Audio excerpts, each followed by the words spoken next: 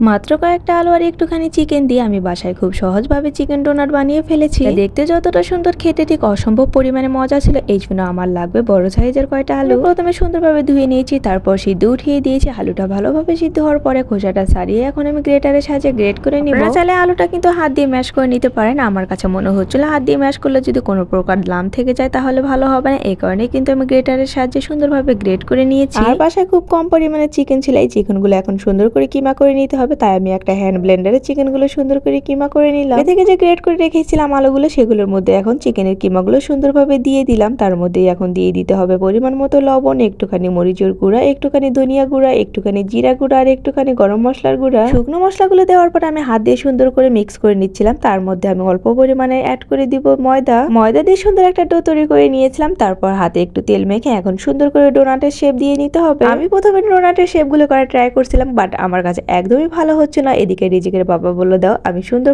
করে দিচ্ছি। তারপর দেখেন কত সুন্দর করে ডোনাটের শেপ দিয়ে দিয়েছে সে। ডোনাটের শেপগুলো করা কিন্তু অনেক বেশি ইজি, তাই না? খুব সহজভাবেই রিজিকের বাবা ডোনাটের শেপগুলো করে দিচ্ছিল। আর এদিকে রিজিক টেবিলের উপরে উঠে অনেক বেশি দুষ্টুমি শুরু করে দিয়েছে। ডোনাটের শেপগুলো করা শেষ হয়ে গেলে এটা এখন আমার ডিমের মধ্যে চুবিয়ে এখন ব্রেড ক্রামের মধ্যে সুন্দর করে কোটিং করে নিতে হবে। এই জন্য আমি দুটো ডিম সুন্দরভাবে ফাটিয়ে নিলাম। আপনারা চাইলে বাসায় ব্রেড ক্রাম বানিয়ে নিতে পারেন টোস্ট বিস্কুট গুঁড়া করে, তাহলে কিন্তু আর কোনো সমস্যাই থাকে না। বাট আমি একটু বাইরে থেকে কিনে নিয়ে আসছিলাম এই ব্রেড ক্রামগুলো। তারপর প্রথমে আমি ডোনাটগুলো ডিমের মধ্যে চুবালাম, তারপরে এই ব্রেড ক্রামের মধ্যে সুন্দরভাবে কোটিং করে নিলাম। ডোনাটগুলো যেহেতু খুব বেশি নরম থাকে, এই জন্য আলতো হাতে কিন্তু সুন্দরভাবে ডিমের মধ্যে চুবিয়ে আমার এই ব্রেড ক্রামের মধ্যে কোটিং করে নিতে হবে। এটা খুব সাবধানেই কিন্তু করতে হবে এবং কোটিংটা কিন্তু এরকম ডোনাটের মাঝখান দিয়েও সুন্দরভাবে করে নিতে হবে। খুব সাবধানে সবগুলো ডোনাটের শেপগুলো এভাবে সুন্দর করে কোটিং করে নিয়েছি খুবই আলতো হাতে। এরকম দেখতেই কিন্তু অনেক বেশি সুন্দর লাগছিল, তাই না? চিকেন ডোনাট বানানোর সবগুলো কাজ শেষ হয়ে গিয়েছে। এখন শুধু এটা আমি তেলের মধ্যে সুন্দর করে ভেজে নিব, এতেই আমার কিন্তু চিকেন ডোনাটটা রেডি হয়ে যাবে। এখন আমি চলে গেলাম রান্নাঘরে। এগুলো সব কাজ কিন্তু আমি আমার ডাইনিং এ বসেই করেছি। প্রথমে একটা ফ্রাই প্যানে সুন্দরভাবে তেল গরম দিয়ে দিয়েছিলাম। তেলটা যখন হালকা একটু গরম হবে, তারপরে এই ডোনাটের শেপগুলো আস্তে আস্তে